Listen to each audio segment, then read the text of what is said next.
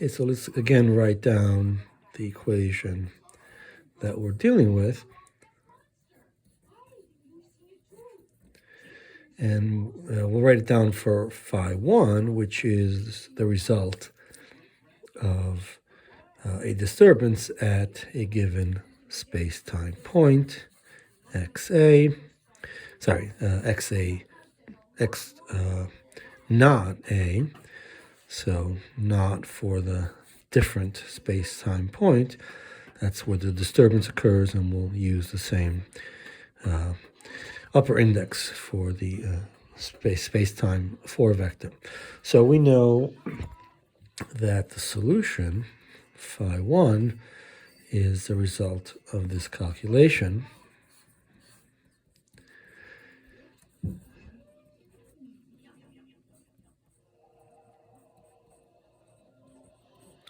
We wrote this down before, and we're dividing by something that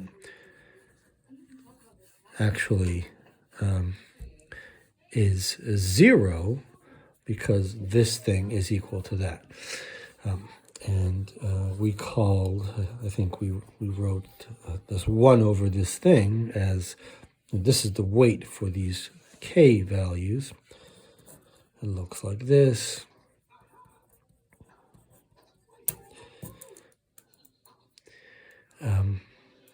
And of course, we then also evaluated this for a specific case. We talked about a time-independent disturbance, and we evaluated this quantity. We got an exponential decay function.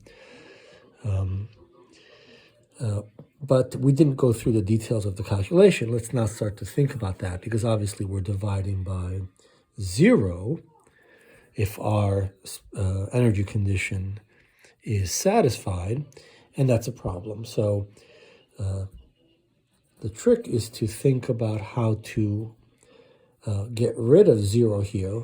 Let's move away from this being 0 in terms of some parameter that we then can decrease such that this relationship is obeyed. So there's math here, there's physics, and there's also some philosophy ultimately that we can do here. But this quantity, let's write it as, well, we have a minus, and then we have the k0, let's call it e squared. And then we have a minus, but there's a minus here, so we have a plus momentum. So let's just call that momentum vector squared. And again, this cannot be evaluated such that e squared equals p squared plus m squared, because we're dividing by 0. And so let's replace this. Let's use let's call it a g prime of k. We slightly modify this so that we can avoid dividing by 0, and therefore we have something like minus e squared plus, what's the other term? We're going to square momentum squared plus m squared. Let's take the square root of that. We'll square it. Obviously, we'll get this term, but we want to modify this slightly in terms of a parameter epsilon. We'll square that. As that goes to 0, we just end up at the same place, right? So we're just taking advantage of the fact now that 1 over, we have an a squared minus b squared. This is the a squared, and this is the b squared. And of course, 1 over a squared minus b squared is the same thing as 1 over a minus b minus 1 over a plus b times 1 over 2b. And therefore, our g prime of k looks like, looks like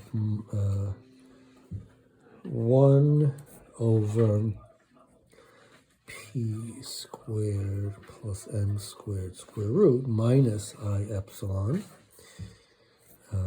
This is minus e minus 1 over, again, p squared plus m squared square root minus I epsilon plus e times 1 over 2e, because e is the same thing as b. And so this is the kind of thing that we're going to use to replace this.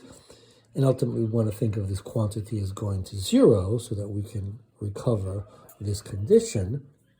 But we're sort of managing to do this calculation in a place where this is not obeyed. And so we sort of seem to be forced to violate the special relativistic energy condition to find the effect of a space-time point disturbance. And so in a sense, the disturbance is mediated by particles, because we argue that this function here is really analog of a single particle for the field, but this kind of particle doesn't obey this expression, and often you hear the term virtual particle associated with this. But these are sort of words associated with this math, and there's therefore some philosophy that we might want to go into here. There's a space to do some philosophy, but we'll stop there.